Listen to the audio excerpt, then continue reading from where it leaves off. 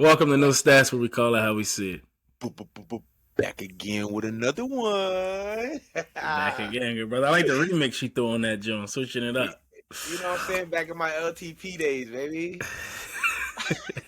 Before we jump in today, as always, viewers, make sure y'all like, share, ring that bell, subscribe, comment. All comments is welcome. We getting through these NFL previews and record predictions. If we haven't done your squad yet, we will do your squad. So make sure y'all ring that bell to stay up to date with all the content and heat me and Peach gonna be dropping for y'all. Keep the love coming, baby. Keep the love coming. Watch the handle, it takes skill. We gotta run it back. We in the field, and you said it takes tag. You in your field, we looking for the facts. Let's keep it real, yeah, we talking no stats. Yeah, we talking no stats. Yeah, we talking no stats. We stand in the NFC West. We just wrapped up with the Arizona Cardinals. If y'all haven't checked that one out, go check that one out. We got some good content there for y'all, even though it might not be the best the Cardinals fans. But today we in LA, bro. We stopping by the Rams. Right, it's a team that won coming off a Super Bowl 2 years ago. Not that far removed from the top of the mountain. Last year wasn't the best, right? They dealt with a bunch of injuries, ain't win that many games, and a lot of people kind of counting this squad out, even with Cooper Kupp and Matthew Stanford and Aaron Donald coming back healthy. They lost some pieces. They added a few pieces, but the coach, the quarterback, best defensive player in the league, is still there. So let's jump in, bro. Take a look at the squad. I'm actually excited for this Rams team. Me too, bro. Just because everybody's kind of sleeping on them, you know, kind of writing them off. And you think about the players that is coming back in a quarterback like Matthew Stanford, who, you know, I think is still a solid quarterback. You can kind of throw him in that Aaron Rodgers category. Not saying, you know, prime Aaron Rodgers, but, you know, kind of like guys that can still, you know, lead a ball club and stuff like that. So later in their career, no, agree, and he's super talented. But you look at some of these key losses, bro, and this on top of losing. Remember, they lost Von Miller last year from that Super Bowl run. Now you lose Jalen Ramsey, you lose Leonard Floyd, you lose Bobby Wagner, you lose Troy Hill, you lose Tyler Rapp, you lose Nick Scott. You lose so many pieces on that defense from that Super Bowl run. They had Eric Weddle, but he retired after the Super Bowl. They had some losses to the offensive line last year, which caused Matthew Stafford to get hurt. Just a lot of moving pieces, right? They lose Allen Robinson. Of course, Odell didn't re-sign. So this is a different team from that Super Bowl team, right? They still have the main three pieces that I just mentioned with Cooper Kupp, Matthew Stafford, and Aaron Donald. But everything else looks a little different. And when you look over at the addition side, outside of DeMarcus Robinson, they drafted Steve Avila from TCU, the guard, and they bring in Hunter Long. They really don't bring that many players into this squad. they ain't plugging no holes on them defense either. Nah, bro. They're relying on the young guys to come in and step up. That next man up mentality, you know, and a lot of these young guys was on that Super Bowl team, so they have the experience. They learned from guys like Bobby Wagner and Von Miller and Aaron Donald and Jalen Ramsey. So you hope that they can take those tools that they learned from them, put it in their bag, and, you know, step into these roles and kind of flourish. The division, I mean, the conference as a whole, the NFC, right? We always talk about how it's easier to succeed in this conference, but I don't know if that's entirely true with this division, because you got the 49ers, who have been the staple of this division for a little while, right? Been in the NFC Championship game 3 of the last 4 years. You got Seattle, who came on strong, they're a playoff team. And then you got the Cardinals, which should be 2 wins, but who knows? So I think the Rams are looking like, in a lot of people's eyes, they're the third team in that division. But I don't know, bro. What you think? I know you said you're excited about the Rams. What you think about the squad? I'm excited offensively, man. I think getting Cooper Kupp back, a guy who could make plays, you know, have a drive over like that, with his electrifying ability. But the holes on defense has me a little weary. I was a little confused by the Jalen Ramsey trade. I don't feel like they really got, you know, maybe I'm not too familiar with Hunter Long, and I think they got a third round pick back for Jalen. I'm interested to see how these young guys step up, how they move some pieces around on that defensive side of the ball. But offensively, I think this ball club is going to be a lot of fun. And I Yeah. think that, the Niners are on paper the favorite to win in this division. But I think they can give them a run. I don't think they're a clear-cut 3 in this division. I think they can be 2. I think the Seahawks and they're sort of similar, kind of in a similar position in this division. So I don't know, bro. This one's gonna be a tricky one. It is gonna be tricky, bro. And it's been like a trend with the NFC, bro. Like, for some reason, that NFC team that gets to the Super Bowl, it's so hard for them to like follow it up with a year of success. Like if you want to go Panthers with Cam, the Falcons when they went with Matt Ryan. I'm trying to think in more recent memory some squads. Well, the 49ers went against the Chiefs and they've been back to NFC Championship. So I guess that's They're not pretty all the way true.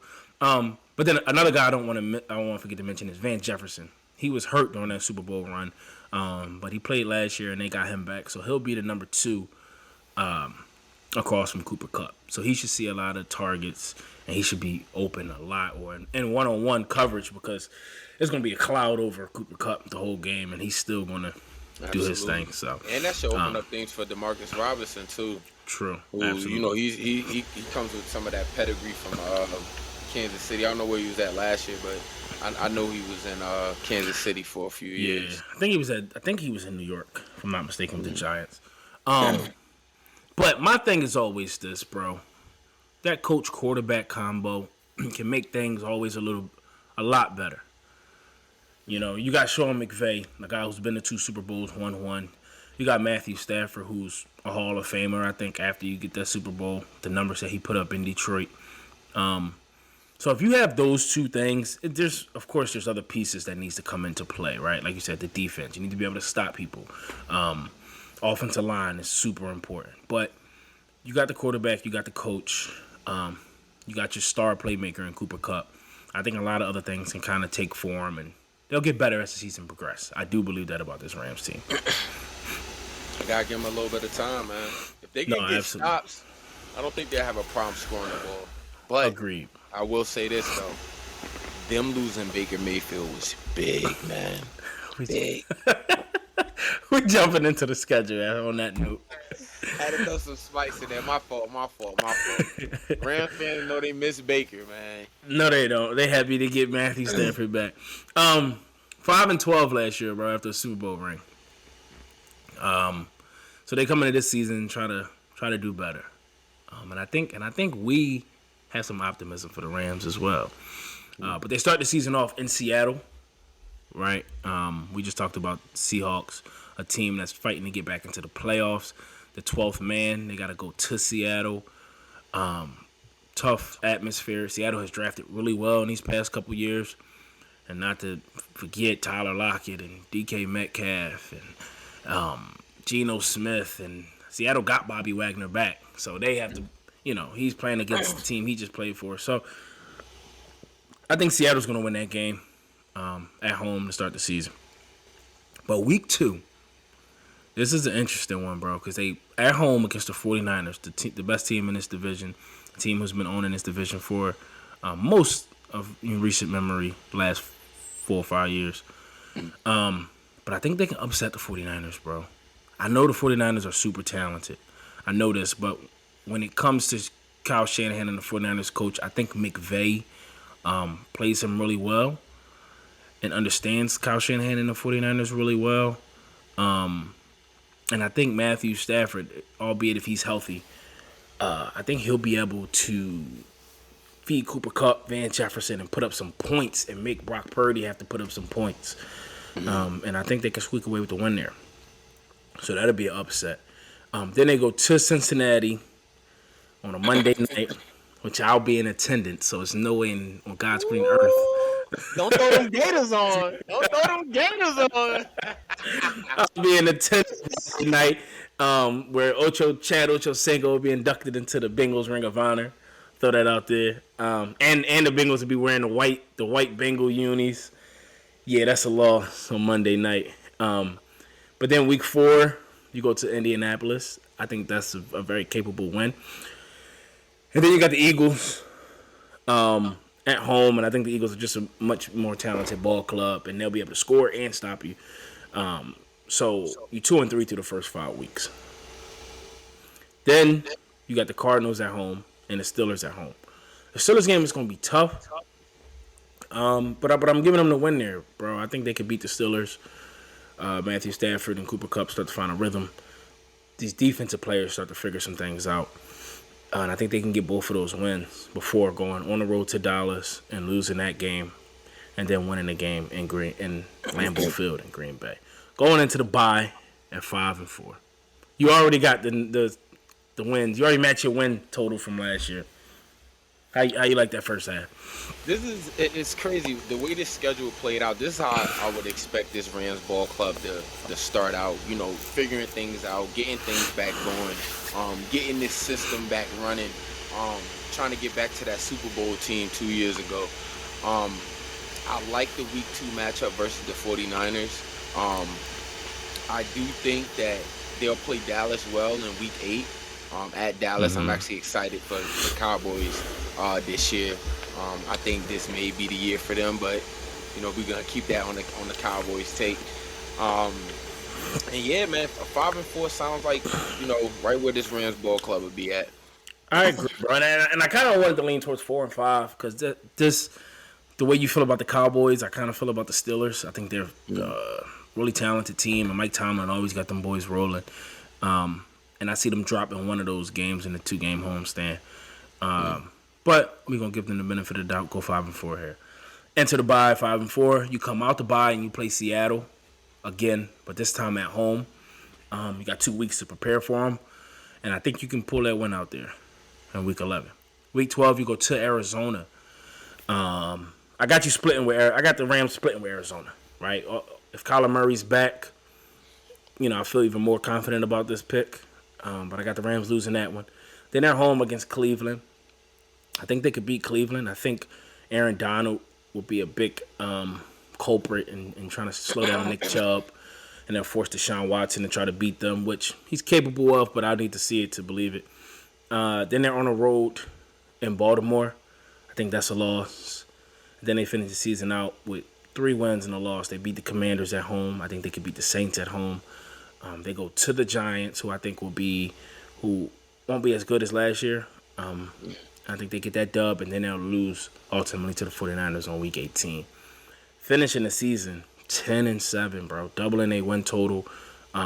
That's a great bounce back year, and I think that gets you in the playoffs in the NFC. Nah, absolutely, bro. I think this ball club finishes strong, just like how you have, picking up momentum late. Be on the lookout for this Rams team, man. Like I said in the beginning, if they can get stops, I can see this thing playing out to how we got it here. Yeah, bro. I think the floor, and this is being honest, I think the floor is at least minimum 7 wins. At least, right? If I had to say they lose to the Steelers, they could lose to the Saints at home, and maybe the 49ers twice, right? At least 7 wins. But 8, 9, 10 is where I'm, landing in. Really 9 or 10. And being above 500. And I think even 9 games get you in the playoffs in the NFC. So this could be a team back in the NFC playoffs. But a lot of this depends on how the defense clicks. Because you got a lot of young guys, bro. And the offensive line, of course. So I know those are 2 big components, Rams fans. But we shining some light on this ball club a little bit. With their recent success. Man. I think, in them 49er games, if they, like you said in the beginning, if they could make Brock Purdy be the one to beat them in the game, to make him make plays, try to box McCaffrey in, watch Debo over the top and across the middle, they might could take both of them games versus them Niners, man. They might Yeah, could you take think so? both. Niner How fans, don't post me interesting? on that one. How interesting would it be if the Week 18 game meant something? Like if Week 18 was for something. In San Fran. Albeit, maybe not for the division, right? I mean, like you said, San Fran is the favorite to win this division, but what if it's for the Rams to get into the playoffs? They need to win that game. So what if they are 8 wins going into that game and they need that win to make the ninth and get into the playoffs? That'd be interesting. But would you change anything outside of, I know you mentioned the 49ers. I know you mentioned them playing the Cowboys stuff. Would you change anything else? Ah, man, sorry, Cardinal fans, but definitely that Week 12 at Arizona. I don't know about that one. I think a lot of people agree with that, bro. But I think this Rams team, as you can see, bro, I think their biggest win streak is 2. Like, I think they'll be very up and down throughout the season, right? Loss, win, loss, win, They loss. actually got 3 right there with the.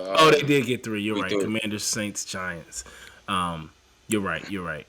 So ending the season off with a 3-game win streak right before that Week 18 game against the 49ers.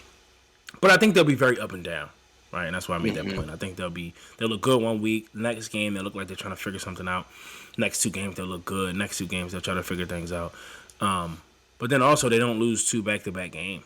I mean, I guess that Steelers-Cowboys could be the 2 back-to-back. I mean, 49ers-Bengals 2 and 3 could be 2 back-to-back as well. But I haven't seen no Bengal wins column. I can't wait to see their schedule. you have. You seen the Chiefs, bro. The Chiefs. My bad, the Chiefs. Bro, stop getting away from the Rams, man. Stop getting away from the Rams. Rams fans, let us know how y'all feel, about the breakdown, about the season record prediction. Do y'all like 10 wins? Are we being too generous? Do y'all think y'all going back to the Super Bowl? Be honest with us. Hit that comment section up and, let me and Peach know how we did.